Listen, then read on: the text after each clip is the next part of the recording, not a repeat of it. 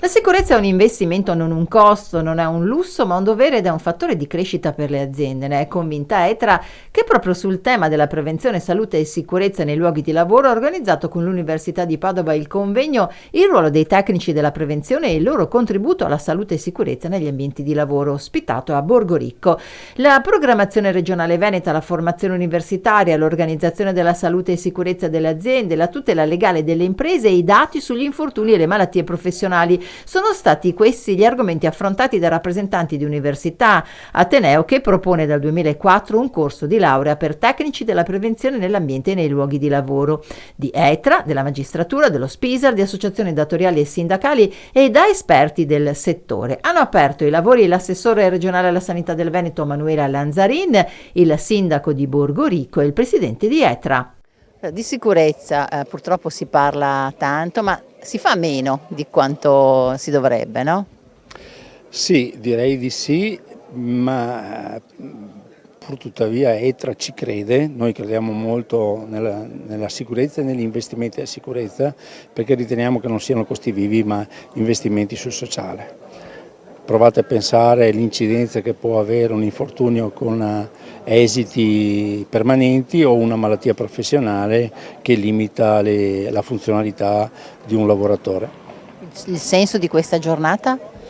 Ma riflettere su come si debbano porre le grandi aziende, ETRA è una grande azienda, e con l'università un dialogo aperto, non solo con l'università, con la regione, con tutti i soggetti portatori di interesse che oggi qui ci sono, per creare una cultura diversa di approccio alla sicurezza che non deve essere vista, come dicevo prima, come un costo, ma deve essere vista come un investimento.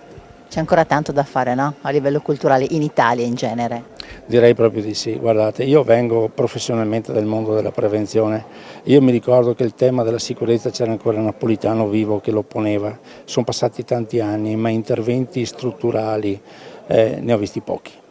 Perché c'è sempre un po' quest'idea, no? Un po' di sfangarla l'italiana, no? Si pensa così, si pensa sempre che comunque i controlli tutto sommato sono pochi, perché chi fa controlli, insomma i numeri sappiamo quali sono, però in questo modo non si va avanti. No, tenga presente che poi gli infortuni accadono, i numeri ce lo dicono, e quando in un'azienda accade un infortunio è una tragedia, anche in termini di responsabilità.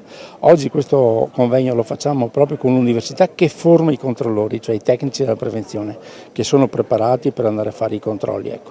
Con loro dobbiamo avviare un dialogo, uno scambio, diciamo, per essere anche noi così attenti al futuro della prevenzione negli ambienti di lavoro, perché il mondo della produzione è un mondo continuamente in evoluzione, per cui anche la prevenzione si deve fare in una maniera moderna, un approccio moderno e soprattutto collaborativo con tutti i soggetti.